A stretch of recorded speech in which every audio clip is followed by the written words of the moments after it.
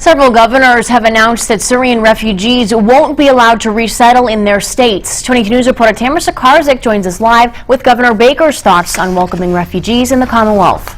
Well, one of the Paris attackers entered Europe with a group of Syrian refugees. This has raised concerns here that accepting refugees into the United States would put our safety at risk.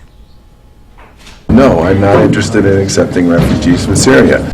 Governor Baker joined a growing list of governors unwilling to welcome Syrian refugees into their states following the Paris attacks. I would need to know a lot more than I know now before I would agree to do anything. A dozen governors across the country have made similar statements. This came after finding out one of the Paris terrorists falsely identified himself as a refugee to get into Europe. But the Obama administration has already pledged to accept nearly 10,000 Syrian refugees in the coming year. The thought of allowing thousands of Syrian refugees into the United States isn't just making some governors uneasy.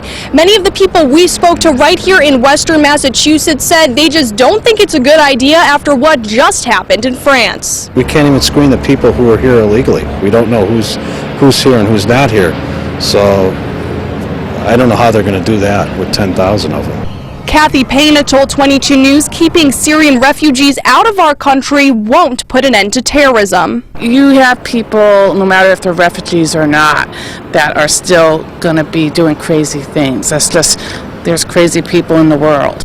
President Obama said Monday that refusing refugees would be a betrayal of our values.